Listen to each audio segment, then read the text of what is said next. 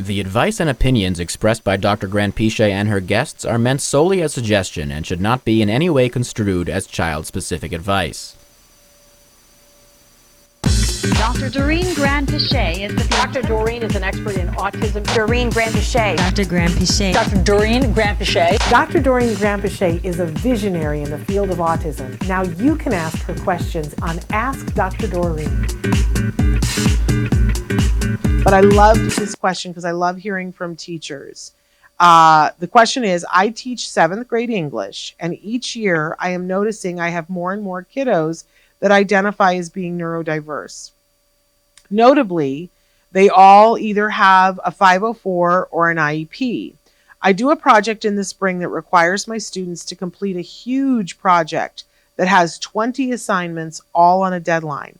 What is the best way to support my neurodivergent students for them to meet their deadlines and not just wait until the night before? What a great question, and I'm so happy that the teacher took the time to write into us. That's awesome. Yes. It's interesting. We realized a long time ago that planning is kind of a difficult skill for a lot of our kids. That's actually why we developed the whole executive function curriculum, because we started to realize that, we need to work a little bit more on the details or the different areas that go into being able to plan something in the future. And I'll just throw out some examples here.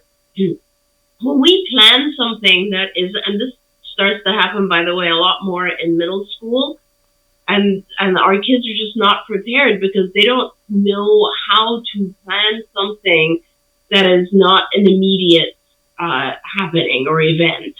So let's say a teacher, and this starts in middle school, where a teacher will say, okay, we have an assignment, and the assignment is, as this teacher wrote, a bigger assignment, and it's due in 3 weeks, and it involves all these different steps.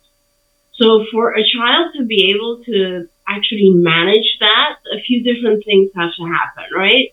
The child has to start, break it down. First of all, they have to kind of break it down into all the different parts that are going to culminate into this bigger project, right?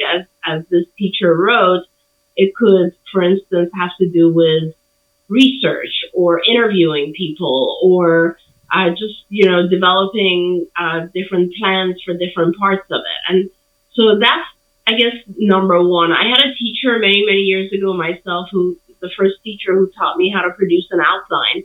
And it's such an important tool and something that sometimes our kids don't know how to do. And so really it has to do with sitting with the child and having them identify the bigger goal, and then having them identify kind of the subparts of this, sort of like an outline. What are the things that I have to do? What are the different areas that I have to complete before I get to this final project? But once you have that, then you need to put that into like a timeline.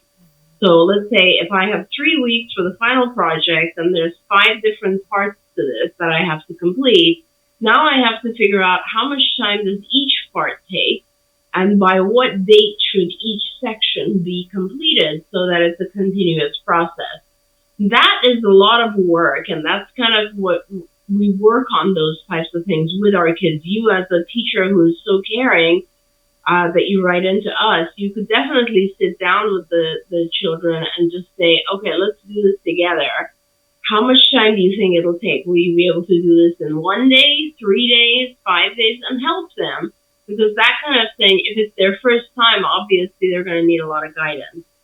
So now you have an outline and you know exactly how many days each portion will take, and you put it on a calendar for the child. You can sit down and say, okay, so by Tuesday, you need to have this section done. By Thursday, this section. By next Wednesday, this section, and so on. And it's not done yet, because really, if today is, let's say, Sunday, and you're supposed to have your first section done by Tuesday, you kind of need to now break it down into every single day for the individual. So break it down into as small a part as you can. Okay, so if we need to have all these interviews, let's say, done by Tuesday, let's see, there's 5 people you have to interview, and we have 5 days. That means what? That means you have to interview one person every day. So you really break it down as far as you possibly can so that the child can really have a really good plan of how to approach this project. And of course, you want to make sure that if they have any questions along the way, they can come back and talk to you and ask questions. This type of skill, you're not just doing it for this particular project. It'll be something that the child can use across their lifetime, across lots of different things that they encounter in life. You know, when you're in college, when you're looking for a job, there's so many different things that we do that require this long-term planning. And being able to help someone break it down and actually identify how they can manage to get it done is so valuable.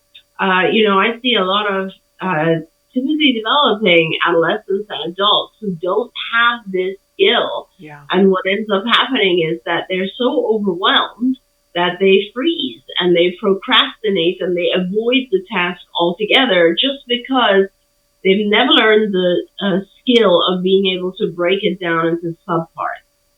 Now, Shannon, and I want you to give you a chance to talk about this, but you know that in ABA, we teach a lot more than just breaking things down. We also teach our kids how to inhibit, get distractions, right? Getting distracted by other things. And there's lots of other parts to getting an overall plan completed.